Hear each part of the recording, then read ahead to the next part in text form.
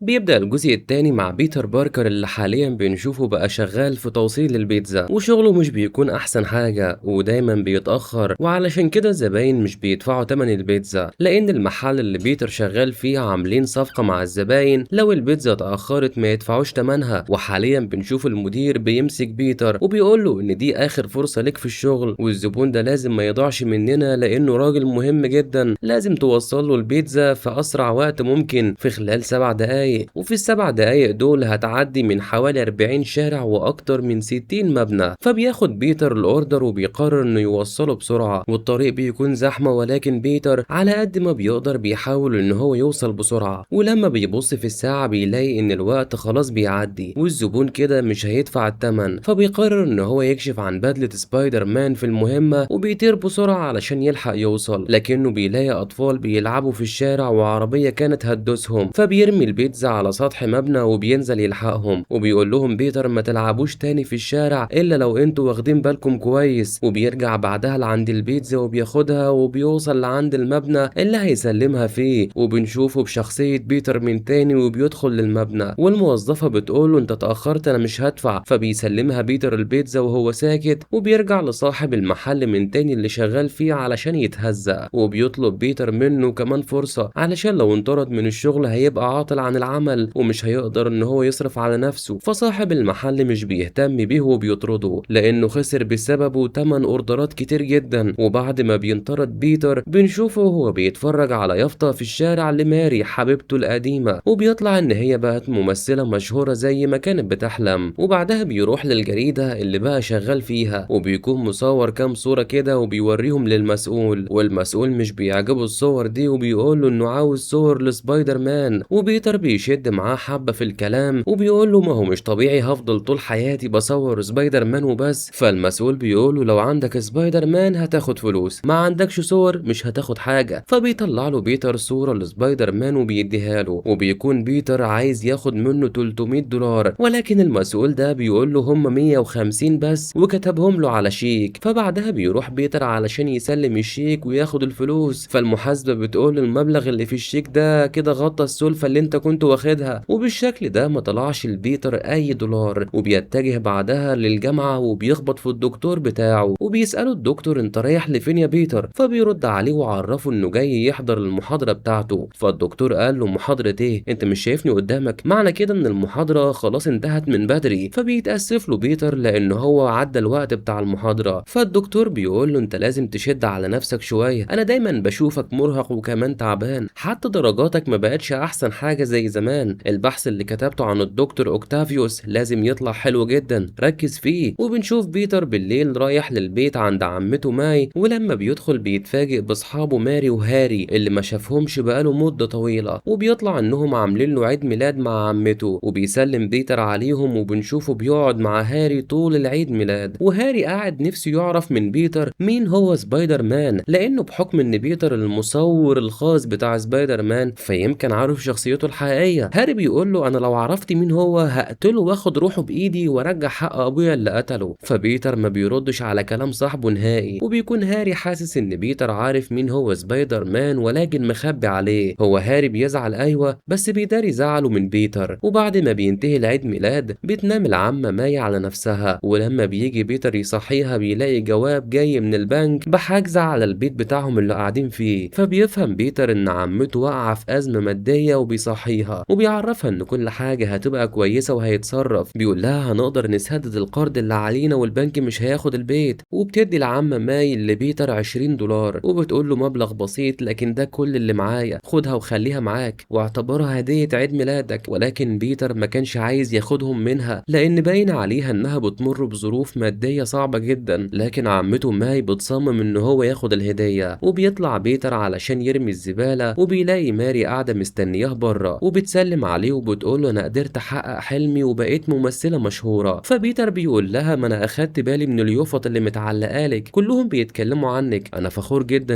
انك قدرت تحققي حلمك. وبنلاحظ هنا ان الاتنين دول لسه في مشاعر ما بينهم لكن كل واحد فيهم بيبعد نفسه عن التاني، وعلشان كده بتقول ماري لبيتر مش انا صاحبت شخص جديد، وبتطلب منه يجي العرض بتاعها الجديد علشان يبقى يشوفها وهي بتمثل. فبيقول لها بيتر هبقى اجي واتفرج عليكي، بيمشي من عند عمته وبيروح للبيت اللي ساكن فيه، وبيتر كان طالع بيتسحب لكن صاحب العمارة بيمسكه وبيقول له انت اتأخرت في دفع الإيجار. فبيتر بيقول له انا معيش فلوس اليومين دول، وال20 دولار دي كل اللي حيلتي. فبياخدهم منه صاحب البيت وبيقول له اللي يجي منك احسن منك. وفي اليوم اللي بعده بيجيب هاري بيتر وبيطلع انه عامل له مفاجأة وخلاه يقابل الدكتور اوكتافيوس، وبيقول له انا عرفت ان انت بتعمل بحث عن الدكتور اوكتافيوس وهو شغال في الشركة عندي، فقلت اعرفكم ببعض يمكن ده يخليك تبقى تعرفني مين هو سبايدر مان. وبيسلم اوكتافيوس على بيتر وبيقول له انت المدرس بتاعك في الجامعة صاحبي، وصاحبي ده قال ان انت طالب كسول. لكن بيتر بيثبت له عكس كده نهائي. وده لما بيتر بيبص على الجهاز اللي اوكتافيوس شغال عليه سنين هو ومراته، وقدر ان هو يحلله في خلال دقيقة واحدة. وعرفه بيتر ان الجهاز ده بيولد طاقة ذاتية زي طاقة الشمس، وبسبب ان بيتر عبقري كان عمال بيشرح له كل حاجة وبيقول له ان الطاقة دي هتفيد في حاجات كتيرة جدا. وبيسأله هو انت حاسب كل حاجة صح؟ اصل لو حاجة واحدة بس خيشت او باظت الحسابات دي كلها هتبوظ والعواقب ممكن تدمر العالم. اوكتافيوس بيطمن بيتر وبيقول له ما تقلقش كل حاجة محسوبة صح ومفيش قلق. وبعدها بيقوم معرفه اوكتافيوس على زوجته روزالي، وبتسأله روزالي لو بيحب او عنده صديقة، فبيقول لها الحقيقة مش عارف. فقالت له روزالي ازاي يعني مش عارف؟ وبتبدأ تحكي له قصة حبها هي واوكتافيوس وازاي اتعرفوا على بعض، وانهم كانوا مع بعض في الكلية، وانه لو بيحب ما يخبيش مشاعره نهائي ويروح يعترف للبنت اللي بيحبها علشان يتجوزوا، لان الحب مش بيجي غير مرة واحدة في العمر. وباين من كلامها انها هي واوكتافيوس بيحبوا بعض جدا. وعلى العموم بيقولوا لبيتر على ميعاد عرض المشروع بتاعهم علشان يكون موجود. وبعدها بنشوفه وهو بيجهز علشان يروح العرض بتاع حبيبته ماري، وهنا بيجيب 3 وردات على قد الفلوس اللي معاه وبيركب العجلة بتاعته علشان يتحرك بيها على العرض. بس وهو في الطريق بيكون في مطاردة ما بين الشرطة